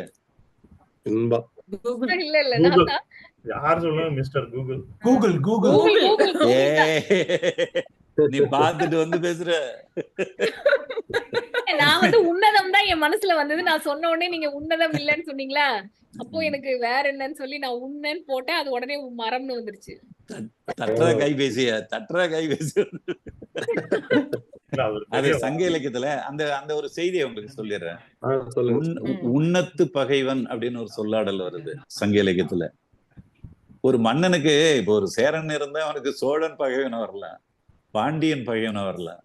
ஆனா ஒரு மன்னனுக்கு வந்து எப்படி அந்த மரம் பகைவனாச்சு அப்படின்னு நான் அதை செய்யும் போதுதான் உரையாசிரியர்கள் எனக்கு கை கொடுத்தாங்க. என்னன்னா அந்த உண்ணம்ங்கிற மரம் போருக்கு புறப்படுவதற்கு முன்னதாக நிமித்திகம் பார்க்கக்கூடிய ஒரு மரம். அது தழைஞ்சி இருந்தா போருக்கு போனா வெற்றி கிடைக்கும், அது வந்து காஞ்சி இருந்ததுன்னா போருக்கு போனா வெற்றி கிடைக்காது. அப்படிங்கிற சூழல்ல ஒரு நிமித்திகன் வந்து மன்னா உண்ணம் வந்து வாடி இருக்கு, இப்ப நீ போருக்கு போகக்கூடாது அப்படின்னு சொல்றான். அப்ப அந்த மன்னன் சொல்றான், என்னுடைய உளவுத்துறையை நான் அனுப்பி பார்த்த உடனே அந்த பகைவனுடைய பலகீனம் அது இதெல்லாம் நான் ஆராய்ச்சி செஞ்சுட்டேன், என்னுடைய படையனுடைய வலிமையும் அவனுடைய படையனுடைய வலிமையும் வள்ளுவன் சொன்ன மாதிரியும் ஆய்வு செஞ்சு பார்த்துட்டேன், எல்லா நிலையிலையும் எனக்கு வெற்றி கிடைக்கக்கூடிய வாய்ப்பு இருக்கு. அதனால நிமித்திகா, அந்த மரம் வாடுவதும் அது செழிப்பதும் அதனுடைய பருவ மாற்றங்களுடைய இயற்கை. ஆனா அந்த இயற்கையும் நான் ஆய்வு செஞ்சுதான் போகணும். அடைமழை காலத்துல போனா என்ன நடக்கும், வெயில் காலத்துல போனா என்ன நடக்கும் அப்படின்னு இயற்கையும் ஒரு போருக்கு போறதுக்கு முன்னாடி ஆய்வு செய்யத்தான் வேணும். ஆனா இந்த இடத்துல நான் இது வரைக்கும் ஆய்வு செஞ்ச என்னுடைய அந்த குறிப்புல இப்ப போனா நான் அடிச்சு வெற்றி அடைஞ்சிட்டு வர முடியும், அதனால நான் போருக்கு போறேன் அப்படின்னு போய் போரிட்டு அந்த மன்னனை வென்று திரும்புகிறான். அந்த வென்று திரும்புகிற மன்னன் அவன் பகைவனை மட்டும் வென்று வரவில்லை, இந்த உண்ண மரம் சொன்ன அந்த மூட நம்பிக்கையும் வென்று வருகிறான். அதனால அவன் உண்ணத்து பகைவன், அந்த உண்ண மரத்துக்கு அவன் பகைவனானான் அப்படிங்கிற குறிப்பு அதுல கிடைக்குது. அந்த பகுத்தறிவு சிந்தனை அதுல இருக்கு. அப்படியே நம்ம அள்ளிக்க வேண்டியதா? அது உண்மைதான். ஆமா, இல்ல சொல்றேன்ல, இம்மை செய்தது மறுமைக்கு ஆம் எனும் அறவிலை வணிகன் நான் இல்லடாங்கிறான்ல. இந்த பிறவியில நான் செஞ்சது அடுத்த பிறவிக்கு என்ன சொர்க்கத்துக்கு கொண்டு போகணுங்கிற அந்த முட்டாள்தனம் என்கிட்ட கிடையாதுறாங்கிறான் தமிழன். இம்மை செய்தது மறுமைக்கு ஆம் எனும் அறவிலை வணிகன் இல்லை, நான் இல்லை அப்படின்னு. ஐயா இது எதுல ஐயா சொல்லியிருக்கிறாங்க தெரிஞ்சுக்கலாமா? இதெல்லாம் புறநானூறுல தான் வரும். சரி. இப்ப சங்க இலக்கியத்தை படிக்கணும்னா முதல்ல வந்து நீங்க உங்களுடைய இது பார்வையில நம்ம வந்து ஃபர்ஸ்ட் வந்து நற்றிணை பாடல்கள்ல இருந்து தொடங்கலாம். நற்றிணை வந்து உங்களுக்கு கொஞ்சம் எளிமையா அது உள்ள நுழையறதுக்கு வாசல் திறந்து விட்டுரும். அப்படியே வியப்படைவீங்க. உங்களுக்குள்ள இருக்கிறது தானே. உங்களுக்கு நீங்க வந்து என்ன வாழ்ந்தீங்களோ 16 வயசு வரையும் எங்க ஊர்ல என்ன வாழ்ந்துட்டு அங்க போயிருக்கிறீங்களோ அந்த 16 வயசுக்குள்ள இருக்கிற பல காட்சிகள் நற்றிணையில இருக்கும். நம்ம ஊர்லன்னு சொல்லுங்க ஐயா. ஐயா எங்க ஊர்னு சொல்லிட்டீங்க. ஆமா அப்படிதானே ஆயிட்டோம் நம்ம. எங்களுக்கு இன்னுமே எங்க ஊர் தான் ஐயா. அரியமதி அப்படிலாம் சொல்லாதரா இனிமே. சொல்லிட்டமா. நன்றி ஐயா. குமார் மாரிமுத்து உங்க கேள்வியை கேளுங்க. சொல்லுங்க. இப்ப நீங்க நற்றிணை வந்து படிங்கன்னு சொல்றீங்கல்ல, அந்த மாதிரி நான் பல தடவை முயற்சி பண்ணேன். நேரடியா நம்ம பாடலை படிக்காம உரைநடை படிச்சுட்டு அதோட பொருள் புரிஞ்சுக்கிட்டு உரைநடை படிக்கூடாது. நீங்க அந்த பாடல் வரிகளை வச்சுக்கிட்டு அந்த ஒவ்வொரு பாடலுக்கும் அவை துரைசாமி ஐயா உரை எழுதியிருப்பாரு. அப்ப அந்த பாடல் என்ன சொல்லுது? இப்ப நான் சொன்னல காணல்னா கடற்கரை சோலைன்னு வருது, காமர்னா அழகியன்னு வருது. சரி. அத போல உங்களுக்கு புரியாத சொல்லுதான். புலவுன்னா என்ன? அந்த புலவுன்னா அந்த நாற்றம் கவிச்சி, நம்ம கவிச்சிங்கிற சொல்லு இருக்கும். ஆமா. சரி. சோ அந்த மாதிரி படிக்கணும். ஒவ்வொரு பாடலை எடுத்து அப்படி விளக்கம் அப்படி பண்ணணும். சிறு நல் வாழ்க்கை அப்படிங்கிறாங்க. அது சிறிய வாழ்க்கை தான், ஆனா நல் வாழ்க்கைன்னு சொல்றான். அந்த நல்லுக்கு வந்து நீங்க உடனே இப்ப நம்ம இன்னைக்கு பேசி தெரிஞ்சுக்கிட்ட மாதிரி அந்த நல் ஏன் இங்க போட்டான் அப்படிங்கறதுல நீங்க சிந்திக்கணும். அதுல சிந்திக்கணும். ஆமா ஆமா. அப்ப நான் எனக்கு தெரியறதை விட இன்னும் உங்க வாழ்க்கை அனுபவம் ரீதியா உங்களுக்கு இன்னும் புதிய சிந்தனைகள் வரும். ஆமா. இப்ப தண்ணிக்குள்ள விதை விதைச்சு அதுல அறுவடை பண்ணாங்கன்னு ஒரு குறிப்பு வருது சங்க இலக்கியத்துல. அது தண்ணிக்குள்ள எப்படி போய் நெல்லை போட்டு விளைவிச்சாங்க அப்படிங்கிறது உங்களுக்கு எல்லாம் இப்ப படிக்கும் போது புரியாது. என்னுடைய சின்ன வாழ்க்கையில என்னுடைய ஏரிக்குள்ள ஒரு நெல் போட்டாங்க. அதே போல மார்த்தாண்டத்துல என்னுடைய தமிழ் பேராசிரியர் ஒருத்தர் இருக்கார், ரொம்ப அருமையான மனிதர். அவரும் இதையே சொல்ல வந்தாரு. சொல்ல வந்த போதுதான் நான் சொன்னேன், அந்த நெல்லு வேற எந்த நெல்லும் இல்லையா, அது மடுமுழுங்கி நெல்லையா. அது வந்து அந்த இப்ப வந்து தண்ணி வந்து வத்தின பிறகு ஒரு வண்டல் அப்படியே திடமா நிக்கும். அது தட தடன்னு கீழே வந்து தண்ணியா உளையா இருக்கும், சேரா இருக்கும், மேல வந்து கொஞ்சம் காஞ்சிருக்கும். அதுல பலகையை போட்டு போய் அந்த நெல்லை விதைப்பாங்க. அந்த நெல்லை விதைச்சு அது விளையும் பொழுது மழை பெஞ்சு தண்ணி நிரம்பிடுச்சுன்னா கூட அந்த நெல்லினுடைய கதிர் வந்து மேல போகுது, பயிர் வந்து மேல போயிடும் தண்ணிக்கு மேல. அதுல நெல்லு காய்க்கும். அதை வந்து மடுமுழுங்கி நெல்லுன்னு சொல்லுவாங்க. அந்த குறிப்பு இப்ப சங்க இலக்கியத்துல எனக்கும் அவருக்கும் புலப்பட்டிருக்கு. இது வரைக்கும் உரை எழுதினவங்க பிழையாதான் எழுதியிருக்காங்க. அதே போல நம்ம மேட்டூர் அணை இருக்கு இல்லைங்களா, அந்த மேட்டூர் அணையில தண்ணி எல்லாம் நிரம்பி அப்புறம் தண்ணி மெல்ல மெல்ல திறந்து விட்டு நம்ம தஞ்சாவூர் மாவட்டத்துக்கு எல்லாம் தண்ணி திறந்து விட்ட பிறகு அந்த வண்டல் தேங்கும் இல்லைங்களா, அந்த வண்டல்ல விதைச்சு அறுவடை செய்யற ஒரு நெல்லுக்கு பேரு கோரா என்கிற ஒரு நெல் வகை. மடுமொழிங்க நெல் போல அதுவும் இது போல அந்த தட தடன்னு அந்த சேத்துக்குள்ள விளையிற ஒரு கோரா அப்படிங்கிற ஒரு நெல் அங்க இன்னும் விளைஞ்சிட்டு இருக்கு, விளைவிச்சிட்டு இருக்காங்க. நான் அந்த நெல்லை பார்த்தேன். குளத்தூர் மணியண்ண வந்து எனக்கு அதை வரவழைச்சு காட்டினாங்க. சிறப்பு ஐயா, நன்றி. இது புதிய தகவலாதான் இருக்கு. மலம் முழுங்கி நெல்லா பேர் என்னன்னா மடுமுழுங்கி. நம்ம மனுஷங்களுக்கு கூட சொல்லுவோம் சில பேரை பார்த்து. எல்லாம் மறக்காம எடுத்துட்டு போயிருக்கீங்களா அந்த சொல்லலாம்? கலோக்கியெல்லாம் சொல்ல வேண்டியது ஐயா எடுத்துட்டு எல்லாம் போல, நாங்க இன்னும் அங்கதான் அது வாழ்றோம். கலோக்கியல் கிடையாது, நம்மளுடைய ஊர் தமிழ். நம்முடைய உயிர் தமிழ். அது கம்மன்னு கடன் சொல்றீங்கல்ல ரமேஷ், கம்மன்னு கடன் சொல்றோம்ல, கம்மென அப்படின்னு சங்க இலக்கியத்துல வருது. அதே சொல்லு வருது கம்மென. அதே போல இலை அப்படின்னு சொல்றோம்ல, அந்த இலைங்கிறது எழுவன் எழுவ அப்படின்னு வருது சங்க இலக்கியத்துல. நண்பா வாடாத பொருள், சும்மா குறைச்சு மதிப்பிட்டுறாதீங்க. இலைங்கிறது எழுவன் எழுவ நண்பா. அது இன்னமும் நம்ம அந்த தெற்கு மாவட்டங்கள்ல இருக்கு எழுவ. வாலே வாலேம்பாங்க. வாலே வாலே வாலே இலை இலைங்கிறது எழுவ. வேலு வந்துட்டான், பயமா இருக்கு. நேத்துல இருந்து இருக்கண்ணே. ஓ அப்படி பார்த்தா தம்பி குமார் மாரிமுத்து ஏதோ கேள்வி கேட்டாப்ல. மாரிமுத்த கூப்பிடுங்க. இந்த இதுல வந்து முதல் பத்தியிலேயே அவங்க என்ன சொல்லிட்டாங்க, அதாவது தலைவி வந்து மீனவ பெண் அப்படின்னும் தலைவன் வந்து பணக்கார பையன் அப்படின்னு சொல்லிட்டாங்க. இரண்டாவது பத்தியில தான் இந்த கவியோட அழகே நினைக்கிறேன். நான் நினைச்சுரா அறுத்த உணர்த்தல் வேண்டி இனப்புள் ஒப்பும் எமக்கு நலன் எவனும். அதாவது நினைச்சுராவை வந்து தலைவியையும் அந்த காக்கை இனத்தை வந்து தலைவனையும் ஒப்பிட்டு சொல்றா புரிய வைக்கிறதுக்காக அப்படிங்கிறது என்னோட. அதை பேசிட்டோமே, அதை தானே பேசணும். அததான் பேசணும். உன்னுடைய குரல் தெளிவா வரல, ஏன் நல்ல சத்தமா பேசு. குரல் வந்து குட்டியா இருக்கு. தண்ணி குடிச்சிட்டு பேசு. இல்லைங்கய்யா, நான் உவாசல் இருக்கிறதுனால இங்க சரியா அலைவரிசை கிடைக்கலன்னு நினைக்கிறேன். இல்ல இப்ப கேக்குது கண்ணே, இப்ப நல்லா கேக்குதுப்பா.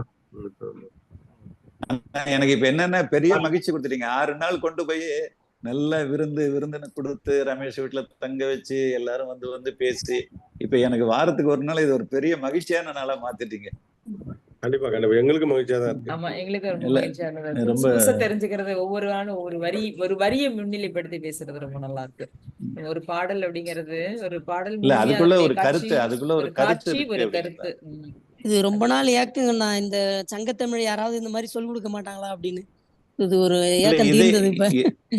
இல்லம்மா, இதே பாடல்கள் வந்து இலக்கண ரீதியா ஒருத்தங்கள நான் யாரையாவது உங்களுக்கு பாடம் நடத்த சொல்றேன்.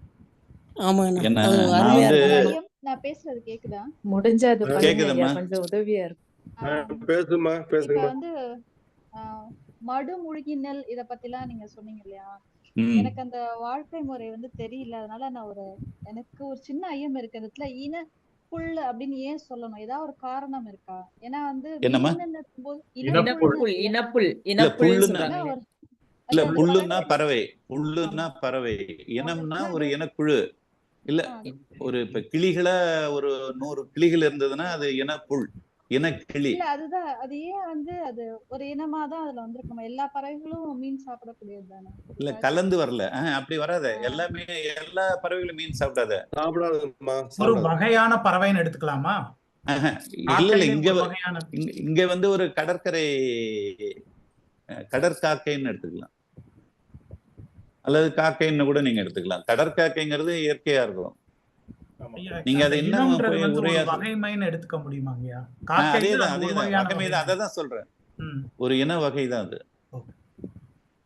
இனப்புல் அப்படின்னா ஒரு சேர வர்றது. இப்ப கடல் வாழ்க்கையில சொல்லுவாங்க, அந்த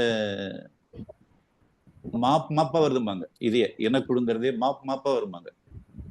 இப்ப நெத்திலி மீனுன்னா நெத்திலி மீன் மாப்பா வரும் அப்படின்னா, அது அந்த ஒரு இது மட்டுமே அப்படியே வரும். அது தண்ணியில நம்ம கப்பல்ல மேல இருந்து பாத்தீங்கன்னா அது கருப்பா தெரியும். அது அசைவு. சின்னாக்குனின்னு ஒண்ணு சொல்லுவாங்க, அது கப்பலையே கவுத்துருன்னு எல்லாம் சொல்லுவாங்க. அந்த இறாலுடைய சிறு குஞ்சுகள். சின்னாக்குனி கருவாடு கேள்விப்பட்டிருக்கீங்களா? ஆமா, பாத்துருக்கீங்க. சிறுசா சின்னதா. அந்த இது அது அத சென்னாக்குனின்னு சொல்லுவாங்க இல்லீங்களா? அதான் அந்த சென்னாக்குனி தான். அது அப்படியே ஒரு கோடி கணக்குல வரும்பொழுது கப்பலே கவுத்தும். பாடல் இருக்கு இல்லையா, வாழை மீனுக்கு விலங்கு, அதுல இந்த சின்னாக்குனிங்கிற. ஆமா, அதுல அது அந்த கூட்டமெல்லாம் ஊர்வலம். ஆமா, சின்னாக்குனி கூட்டம் எல்லாம் ஊர்வலம். அது கூட்டத்தை, அது கடலுக்குள் ஊர்வலம். கருவாட்டுல வந்து ஒரு பறவை இருக்குங்களே. ஒரு பறவை, தனியா ஒரு பறவை இருக்கு இல்லையா? சரி, உங்களுக்கு இல்ல இந்த நேரத்துல சக்கரவாகம்னா என்ன? சக்கரவாகத்துக்கு தமிழ்ல எத்தனை பேர் இருக்கு? சக்கரவாகம்னா ஒரு புல். மழையை அருந்தக்கூடிய ஒரு பறவை. மழையை அருந்தக்கூடிய பறவை. மழை நீரை தூய்மையா உயரம் போய் குடிக்கிறது. அதுக்கு தமிழ்ல வந்து வானம்பாடின்னு சொல்லுவாங்க. அகநானூர்ல அதுக்கு ஒரு அழகான பேர் இருக்கு, வானம் வாழ்த்தி அப்படின்னு இருக்கு. அதை குறிச்சிங்க மனசுல. வானம் வாழ்த்தின்னா அதுதான் அந்த சக்கரவாகங்கிற பறவைக்கு தமிழ்ல பேரு, அகநானூற்றுல. இப்ப நீங்க உண்ணம் சொன்னீங்களா, அதுக்கே வந்து ஒரு அன்னப்பறவையோட வகைன்ற மாதிரி கூட ஒண்ணு சொல்லியிருக்காங்க. சரியா? அது தப்பா இருக்குமா? இல்ல அது ஒரு சொல்லுக்கு நம்ம பல பொருள் இருக்கு இல்லையா தமிழ்ல. அது நம்ம உடனே அப்படி இல்லை அப்படின்னு சொல்லிடாதீங்க. உண்ணம்ங்கிறது பெரும்பகுதி. நான் அந்த உண்ணம்ங்கிற மரத்தை பார்க்கணும்னு ஆசைப்பட்டேன். நான் எந்த ஊருக்கு போனாலும் அங்க மரச்செடிகள் வாங்க ஆசைப்படுவேன், என்னுடைய வயல்ல இருக்கிற நூலகத்துல நட்டு வைக்கிறதுக்கு. அதுவும் தமிழர்களுடைய தொன்மமான மரங்களை நான் தேடி போவேன். அப்படி தேடி போகும்பொழுது எனக்கு வந்து குற்றாலம் பழ அருவின்னு சொல்லுவாங்க, முன்னாடி 5 அருவிக்கு மேல ஒரு தோட்டம் இருக்கு. இப்ப போனீங்கன்னா அங்க போயிட்டு வாங்க. அங்க நான் போய் வந்து அந்த செடிகள்லாம் வாங்கிட்டு இருக்கும்போது உண்ண மரம் ஏதாவது கிடைக்குமா ஐயா அப்படின்னு கேட்டேன். இந்த அதான்ப்பா உண்ண மரம்னு அந்த ஐயா செடி விற்கிறவர் என்னை கொண்டு போய் காட்டினார். அவ்வளவு கரடு முரடான இது உள்ள ஒரு மரமா அது, அவ்வளவு உயர்ந்து இருந்தது. அதை நான் அப்புறம் அங்க இருக்கிற மேக்கரை போன்ற பகுதிகளில் இருக்கிறவங்கள்ட்ட கேட்கும்போது, நாங்க ஆடு மாடு மேய்க்க போகும்போது அந்த பழத்தை அவ்வளவு விரும்பி சாப்பிடுவோம் அப்படின்னு அந்த பழத்தையே எனக்கு பொறுக்கிட்டு வந்து காட்டினாங்க. மேற்கு தொடர்ச்சி மலை குற்றாலம் பகுதிகளில் இந்த உண்ண மரம் ரொம்ப அதிகமா இருக்கு, நிறைய இருக்கு. அது பேர் இன்னும் உண்ண மரம் தாங்களா இல்ல நம்ம பேச்சு வழக்குல வேற ஏதாவது? இல்ல உண்ண மரம் தான் மாறல, பேர் மாறல.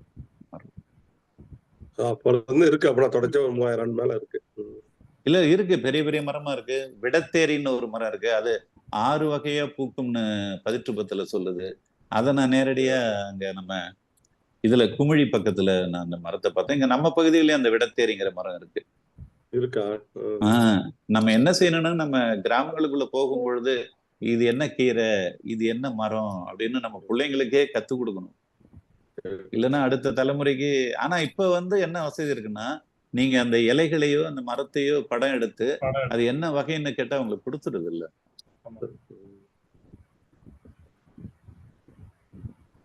சரிம்மா. மணி பார்த்தா 9:50 ஆயிடுச்சு. ஓகே சரி, ஓகே, ரொம்ப நன்றிங்கய்யா, ரொம்ப நன்றி. வேற யாருக்கு எதுவும் கேள்வி இருக்கா? வேற யாருக்கு எதுவும் கேள்வி இருக்கா? மன்னிக்கணும், என்னோட பேர் சித்ரா. இதுல வந்து இனப்புல் அப்படின்ற வார்த்தைக்கு வந்து ஊழி சாமிநாதையர் உரை, அதுல வந்து பேராசிரியர் H. வெங்கட்ராமன் அவரோட கருத்துப்படி அதுக்கு வந்து காக்கை அப்படின்னு தான் குறிப்பிடுறேன். இல்ல காக்கைனாலும் காக்கைகள்னு தான் சொல்லுவீங்க. ஆமா, காக்கைகள்னு தான் குறிப்பிடுறாரு. அது வந்து வேற அப்படின்னு காக்கை அப்படின்னு சொல்லல. இல்ல அந்த காக்கைகளே வந்து கடற்காக்கைகள்னு சொல்லலாம், காக்கைகள்னு சொல்லலாம். ஆமா, கடற்காக்கை தான் சரி. அப்படி தீர்மானமா சொல்லாதரா தம்பி. சரி, ஓகே, ரொம்ப நன்றி. ரொம்ப மகிழ்ச்சியா இருக்கு. வெள்ளிக்கிழமை இன்னைக்கு இந்த நிகழ்ச்சியை பற்றிய கருத்து யாராவது ஒருத்தவங்க சொல்லிட்டு முடிங்க.